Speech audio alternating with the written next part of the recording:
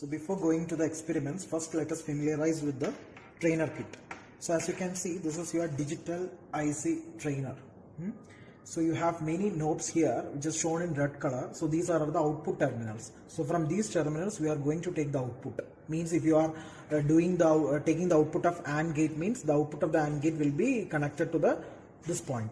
Suppose you are giving the inputs to first and second terminal of the AND gate and you are taking the output from the third terminal or third pin of your IC, means from the third pin you need to connect the output to this terminal. So at any terminal you can have the output, and the indication of the output is shown by using this LED. This LED will glow if the output is high. If the output is low, means this LED will not glow. Like this it will remain. And as you can see, for the operation of this trainer kit you need the power supply. So this is your DC power supply, that is plus 5 volt, and this is plus 5 volt. At any point you can access plus 5 volt, and this is your ground. All these black knobs, it is ground. So at any of these terminals you can connect the ground. You need a high voltage at plus 5 volt and you will get the low voltage or 0 volt at the ground. That is for operation of any of these digital ICs, plus 5 volt is mandatory and ground is also mandatory. So at any point you can connect this plus 5 volt, and at any of these points you can connect the ground. And these are all the input terminals. That is, you can set input as 1 or 0. So when you push this button to high means it is 5 volt, low means it is 0. High corresponds to bit 1, low corresponds to bit 0. So from any of these terminals you can take the input and give to the corresponding IC pins, and correspondingly you can push this knob so as to set 1 or set 0. Now this is the slot at which you will be placing your IC. But you can see that when you place an IC over here, parallelly you can access 16 terminals, isn't it? 1, 2 till 8 over here, and starting from 9 to 16. Need not necessary that one IC will have 16 pin as such. It can be 14 pin IC also. So here I have taken one IC. Okay, this is having 7 pins in the left side and 7 pins here. So totally it is having 14 pins. Now how to place this IC in this particular slot? Any of the slot you can place. So before placing, you should be very careful that there is a knob here, isn't it? I mean a cut here. So this I should place facing like here, this. Okay. Otherwise it will not work. Your circuit will not work. So this cross, it should be in this position like that I am going to place. And please ensure that you are leaving this terminal. These two terminals you are leaving, because this is 14 pin IC. It is not 16. So this will not be active. So first 14 terminals it will be occupied. The remaining 2 positions it is not occupying. It is left as such. After placing this, you have to push like this so that it is fixed on this particular slot. Clear?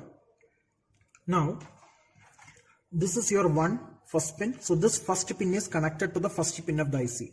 The second terminal is connected to the second pin of the IC. Similarly, 7th terminal is connected to 7th pin of the IC. But what about the 8th pin? Since we have left here as such, the 8th pin and the 9th terminal, the 8th and 9th terminal, it is not functioning as of now. Only we have 1 to 7. So the 8th pin of the IC corresponds to the 10th terminal. This is your 8th pin. Okay. The 8th pin of the IC corresponds to 10th terminal. Since the 9 is not in the scenario. This is your 8, 9, 10, 11, 12, 13, 14. So 16 corresponds to pin number 14. 15 corresponds to pin number 13, like that. So if you fix an IC over here, this is your VCC, this is your ground. Then we are there to check the data sheet of the IC. Accordingly, we will connect the supply voltage and ground. That is according to the pins, whatever we have seen from the data sheet. So maybe it will be 7 for your VCC and 14 for the ground. Accordingly, we will be connecting the VCC and ground for a specific IC after seeing your data sheet. So this we can place any over here, like here also we can place, here also we can place. So wherever it is free, you can place the IC accordingly. Now coming to the probes, that is how we are going to connect. Suppose I need to connect the supply voltage plus 5 volt to your VCC. Okay, plus 5 volt is your VCC and your VCC pin will be 14. So which is your 14th pin? 14th pin correspond to this 16th terminal, isn't it? I told you this is your 1 to 7. This is 8, 9, 10, 11, 12, 13, 14. So you are there to connect the probe from your supply voltage plus 5 volt towards the 14th pin. 14th pin means 16th terminal because this is a 14th pin IC.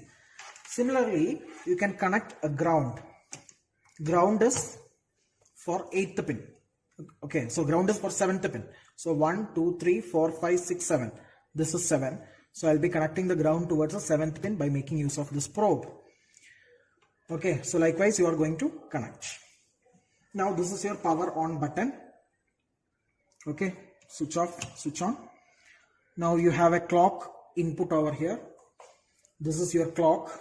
So from this clock you can access 1 Hertz clock pulse, 10 Hertz. It is mentioned over here. See, 1 Hertz, 10 Hertz, 100 Hertz, 1 kilohertz, 10 kilohertz till 100 kilohertz. You can have the clock pulse.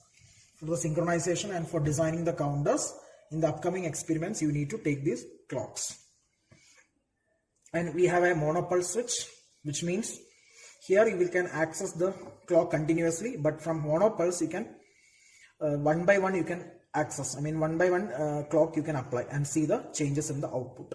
Whereas here continuous clock pulses will be delivering, but here one by one you can press this clock pulse. Accordingly, you can access the clock pulse. That is the difference between TTL clock and monopulse clock. Then this is your breadboard. As of now, we are not using this because we are placing the breadboard over, the ICs over the slot, and then we are connecting by using these probes. Okay.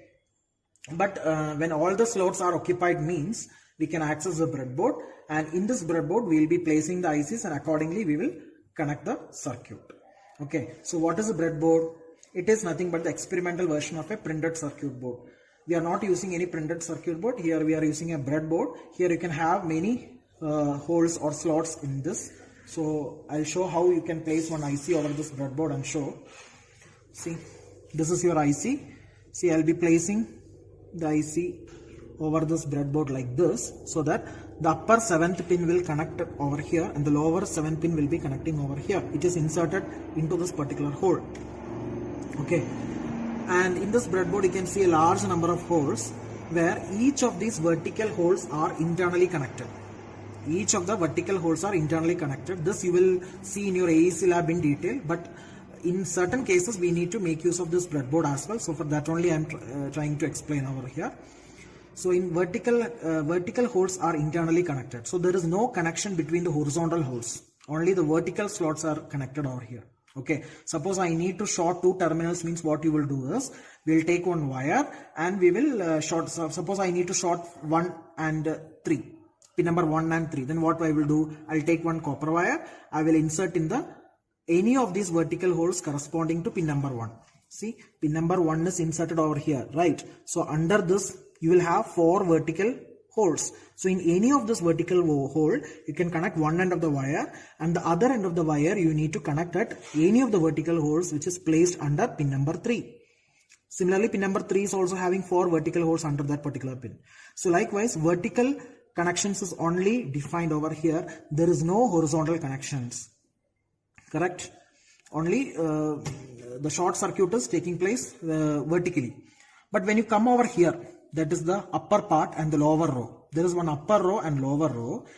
In this slots, you don't have vertical connections, but rather you have horizontal connections. Means the 2 holes that placed horizontally or side by side, it will have connections. Okay. So this, how many slots are there? 1, 2, 3, 4, 5, 6, 7, 8, 9, 10. So if you partition this to equal half, you will have 5. 1, 2, 3, 4, 5. In the first half you will have 5 slot. In the next half you are having 5 slot. So any of these holes you can interconnect horizontally, first half, but not in the second half. Okay. Similarly, any of the horizontal holes in the second half you can have the connections internally. Clear? And kindly note, there is no vertical connections in these bottom part and the top part. Here what we are using, these slots particularly they will be using only for connecting your VCC and ground. I told you for any digital ICs you need to access VCC and ground. Okay, so for one row you will be dedicated to VCC, and the second row you will be, or maybe the upper row or the lower portion, that will be dedicated to your ground. But while performing connections in these two parts, that is in the top row and the bottom row, please be careful. Only horizontal connections are being made. Okay, only horizontal holes are connected to each other or electrically short circuited internally. There is no vertical connections. Vertical connections is applicable only for the middle two rows, as I told you. And there is no horizontally, they are not electrically shorted. Which one? The middle two rows. The vertical rows only, they are electrically shorted together. Clear? So that is with respect to breadboard. But as of now, we will be placing our ICs in these slots, and accordingly we will be make connections by making use of these probes, as I told you. So this is what is a familiarization of your digital IC trainer. Thank you. Students, today we will be familiarizing the working of each digital ICs. So first we will take the AND gate, and this is your IC that is 7400. So inside this particular IC you are having 4 different AND gates. Okay, that is 4 AND gates is being integrated within this particular IC. So as you can see, this is also a 14-pin IC. So when you check the data sheet, parallelly you check the data sheet of the IC which is uploaded in the classroom. So when 1 and 2 is acting as your input pin, 3 will be your output. Similarly, when 4 and 5 is acting as the input, 6 will be the output. So likewise, check the data sheet, and accordingly we will connect the input and take the outputs. So first we will fix the IC in the IC slot.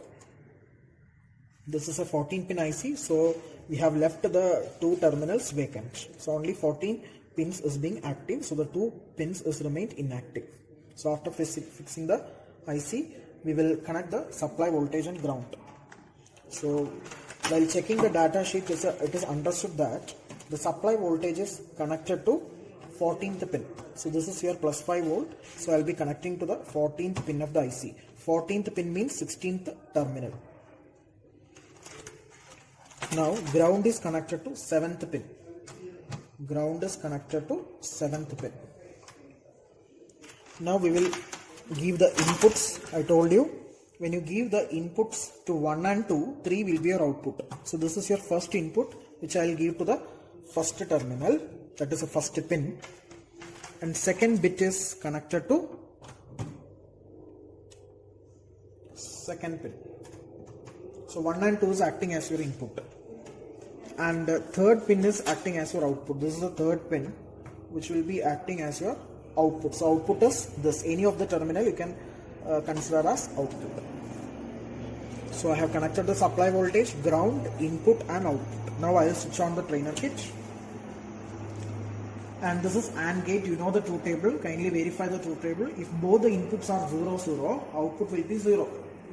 Isn't it? 0, 0, output is 0. LED has not glown yet. LED indicates your output. LED glows means it is 1. Otherwise, if the LED is off state means output is 0. Again 0, 1. Again output remains 0. Focus more. Again the output remains 0. Now I will make this as 1, 0. 1, 0 means again the output is 0. But when you make this 1, 1, see, LED has glown, which means that your output is 1. So the AND gate truth table is validated. Now what I will do is, I will switch on the trainer kit. I will take this AND gate off, and instead of putting AND gate, I will check the working of OR gate. Okay. Again, when you observe the pin diagram of OR gate, that is 7432 IC, it is same. That is, connections are going to be same. That is, if 1 and 2 are your input, 3 will be your output. Supply voltage is towards 14th pin and the ground is to the 7th pin. It is going to be same. So no need to change the connections. What you have changed is, you have replaced the IC with your OR gate IC, that is 7432 IC. Again, it is an integrated circuit where you are having the provision of 4 gates. Okay, so 4 gates has been integrated within this particular IC. So connections, it remains same, and I am switching on the trainer kit. So right now your inputs are 0, 0. So check your truth table. What will be your output? 0 or 0 will be 0 only. For the OR gate output to be 1, at least one of the input should be 1. So I have made this input as 1 and this remains 0. So 1 or 0 will be 1. See, your LED has glowed. It indicates that output has become 1. Now if you flip this, that is, this remains 0 and this remains 1, your output is now again 1. That is 0 or 1 remains 1 itself. Now if both the inputs are 1, still output is 1. That is 1 or 1, output is 1 itself. Hence we have validated our truth table with this OR gate IC. Now I'll switch off the trainer kit. I'll take off this IC and I will replace with your NOT gate IC. So this is your NOT gate IC. Again, this is of 14 pin. But slightly we need to change the connections also, because NOT gate, you know that it is it is acting as an inverter, which means when you give 1 to the input, output will be 0. So you are having only single input in this case. So 1 input and 1 output. And so if you take input towards first pin, your output will be at the second pin. Okay. So output is connected to the second pin and input is connected to first pin. You are not taking the third pin in this case because this is a single input gate. And there is no change for VCC and the ground connection. See, the ground is still, it remains at 7th pin, and the VCC it is remaining at the 14th pin as indicated over here. So there is no provision for second input, only 1 bit you have as the input and 1 output. So this is an inverter. So if you give 1 as your input, output will be 0. Now I will be placing our IC.